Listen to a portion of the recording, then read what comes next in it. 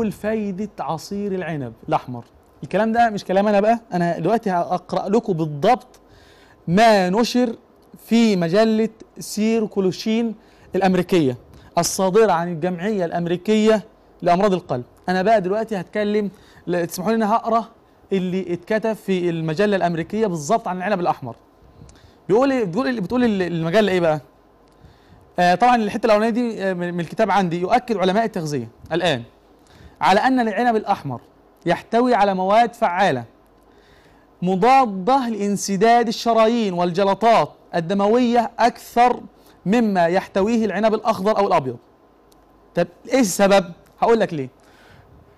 وتكمن المواد الفعالة في قشرة العنب الأحمر وما حولها، ولذلك ينصح بتناول الثمرة كلها أو عصيرها مع القشرة، وتناول 30 جرام من العنب الأحمر يوميا. خلي بالك، يوفر الحصول على النسبة المطلوبة لحماية الشرايين.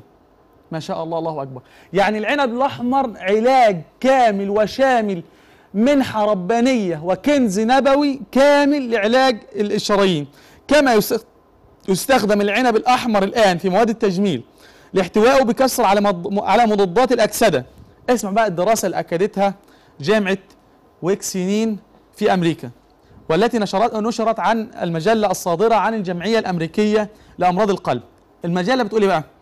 بتقول أن عصير العنب الأحمر يشكل وسيلة ممتازة لمحاربة العصاد أو تضيق الشرايين. ده الكلام ده مش كلام أنا، ده مترجم عن المجلة الأمريكية الصادرة عن الجمعية الأمريكية لأمراض القلب. وأوضح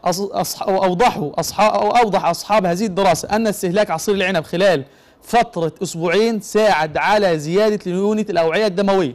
الكلام ده مش كلامي، الكلام ده كلام. ناخد اتصال أول.